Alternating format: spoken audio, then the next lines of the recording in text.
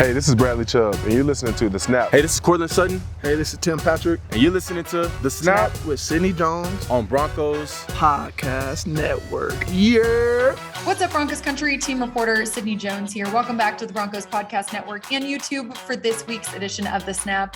The Broncos are still in the playoff hunt, and this team's mentality from here on out is to treat every game like it's a playoff game. And that starts this weekend as the Broncos host the Detroit Lions at Empower Field at Mile High on Sunday. So joining me for this week's episode of The Snap is Lions team reporter Dannie Rogers. Dannie, so nice to see you again. Really appreciate you joining me today. Thanks for having me, Sydney. I cannot wait to come to Denver.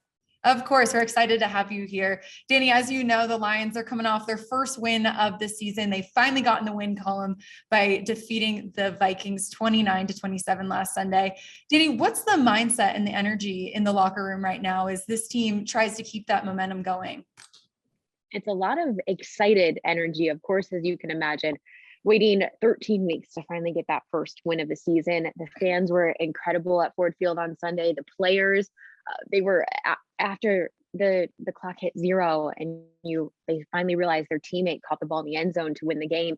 They were all rushing the field. It was a thing of beauty. So coming into this week, there's still we have a lot of work to do mentality, but everyone's a little bit lighter in their steps and everyone's really excited and happy. And I think they're even hungrier to get some more wins here coming up. I'm sure they are. Dannie, I saw that there were a ton of Lions added to the injury report this week with an illness. What's going on around the locker room there? For the most part, it's not COVID. There's only one Lions player that is on the COVID-19 list, and that's starting center Evan Brown. So that can be an ordeal if he is not able to go on Sunday. However, there's about 7 other players listed on the practice report with illness. It's more around the lines of a virus, of a flu bug. So I was walking through our facility earlier and our awesome facility guys had a little disinfecting backpack with a little nozzle. So they're going around spraying everything, sanitizing all of it. But really it means that offense, defense, special teams meetings, they're more segmented. Some meetings are done virtually just to keep contact with guys just very separate. And they're going through walkthroughs the last 2 days as of right now this week to really limit that contact as well. So it looks like the most of them are at the tail end of this little bug. But right now it's not posing a really big factor in this game. Okay, good then. And I hope you don't get sick walking through the halls either. Right. Well, Dannie, the Lions, they rank 27th in total offense, 29th in scoring with an average of just under 17 points per game. Jared Goff, he did finally get a win with his new team though, and received the NFC Offensive Player of the Week honors. What did you like about his performance that you want to see him in this offense really continue to build on to improve some of those rankings that I mentioned? By far, that was quarterback Jared Goff's best game in a Lions jersey. He oozed with so much confidence going down the field. 3 touchdowns, just 1 interception, and finished with just under 300 yards to get that NFC Offensive Player of the Week award. So it felt like a big performance. So to kind of have it validated with that award was pretty cool to see. But he's doing what they've been doing all season long in practice. The big thing was though, just seeing those things done on the field, specifically on Sunday. That was a big thing. So now this team has seen them be able to complete a comeback for their quarterback to go in the 2-minute warning and complete 14 plays downfield to bring them to that end zone play. That would be the winning walk-off touchdown. So for them to see it be done was awesome. And it's a really boost in their confidence, stretching the field downfield, coming up with a pass game that has been so emphasized. So now they see that they can do it. They can throw the ball downfield. They're going to have to be consistent with it from here on out. Well, ex-Iowa tight ends Noah Fant and TJ Hawkinson, they'll be reuniting here on Sunday. Both were selected just a couple picks apart in the 2019 draft, and they're both lead their respective teams in receptions. What type of threat does TJ, pose for this Broncos secondary this weekend? TJ was actually talking about Noah this week in a presser. He hasn't been able to play against Noah. They last time Denver and Detroit played, it was TJ's rookie season. So TJ was injured in that game. He didn't play. So he's really excited to go against his former Iowa Hawkeye teammate. And they actually go to tight end university in Nashville together. So they work together a lot in the off season. But what TJ does really well when he is targeted in games is stretch the field and be a really big target downfield. He's able to catch balls in really tight windows. Even when he can feel a defender is about to crash into him, he's still making these really big catches. And you saw it there Sunday with a few receptions, 8 targets, just under 50 yards, and that touchdown that really set the tone for the game. So he's a really big target. He's great in the blocking game, and he's also has a really good rapport with quarterback Jared Goff. So you've seen that all season long. It's really important that they continue to target TJ Hawkinson, and then on his end, he continues to get open because he knows a lot of defenses, their eyes are on him in these games. For sure. Now, I know I saw that TJ Hawkinson, he was added to the injury report too. Does it sound like he'll be good to go on Sunday? Yep, his left hand was taped up in practice this week. He even said he's not sure when it happened in the game Sunday, but he said not much has kept him out of a game, and this wrapped hand is not going to keep him out of this one either. Well, in terms of the Lions defense, Detroit allows an average of just over 380 yards a game, 4th most in the league. Danny, who do you want to see step up for this Lions defense to stop Teddy Bridgewater and company from scoring some much needed points, after only getting 9 against the Chiefs last weekend?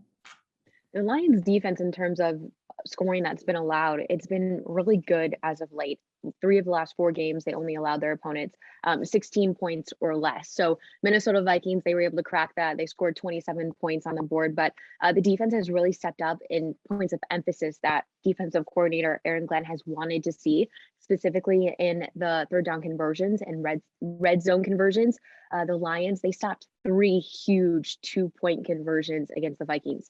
3 of them. So if you factor them into the red zone, Lions kept the Vikings from converting in the red zone 3 of 9 times, which is really impressive. So they're really honing in on the details that they want to see done. You keep hearing, and you're going to keep hearing Jerry Jones's name, a defensive back here for the Detroit Lions. He's an undrafted rookie who is playing out of his mind and can go up and tackle and shut down plays. And then you also have Derek Barnes, who's out there stopping these big 2-point conversions. And then the veterans like Alex Anzalone, who is starting to step up. He's our middle linebacker, who really is the quarterback of the defense. So it's a group effort. They're always going to say it's a group effort, especially with these Lions and how young the defensive side of the ball is. So to really pinpoint on 1-versus-1 matchups and the tackling aspect of this, specifically going up against the run game there in Denver, tackling and wrapping up these backs are going to be huge for these Lions. Well, Danny, I appreciate your insight and Lions perspective to this matchup, but let's switch gears a little bit now. As many of my listeners know, here on The Snap, one of my main goals is to highlight some of the amazing women in and around the NFL. So Danny, just to start, can you tell me a little bit more about what your current role with the Lions entails and what does your day-to-day look like? Right. I got here to the Lions about 4.5 months ago. I'm the hometown girl, so I'm about 30 minutes south of Detroit. And I was with the University of Arizona football team right before I got the call that the Detroit Lions reporter job had opened and that I needed to apply. So applied, got it. So I'm very new. I'm in my rookie season here with the Lions, but hometown girl, went to the University of Michigan. And now my role consists of really anchoring, hosting, reporting on all of the digital and broadcast forms that come out of the Detroit Lions practice facility. So a few segments, a few shows every week, and just being the eyes and ears on the ground here in the Allen Park facility is my biggest role. Danny, what does your path look like to get to where you are today, landing this role? Ooh, a lot of lack of sleep. Lack of sleep is a big one. I've started in the local sports realm, just like you did, Sydney. I was in the Toledo market for about 2.5 years, and my Saturdays, Sundays were Tuesday, Wednesdays. I know you know that well, anchoring on Saturday and Sunday while you're covering college football, NFL on Sunday. So that was the start of it. And then I branched out into some sideline reporter roles with ESPN3 in college basketball, some mid-stadium host roles with Toledo football.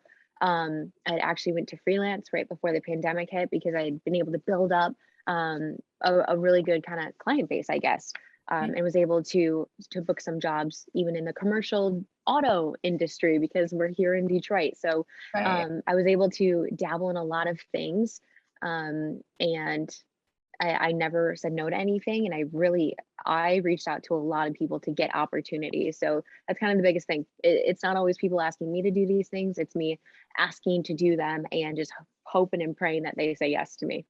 Right. Well, kind of along that path that you took, were there really any challenges that you faced along the way? The biggest challenge coming out of Michigan, I had graduated a semester early.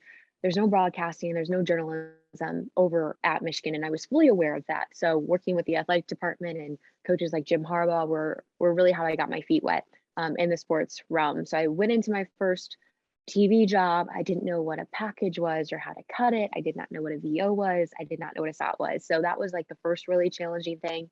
And then came the challenging part of deciding to go to freelance and really take a leap of faith.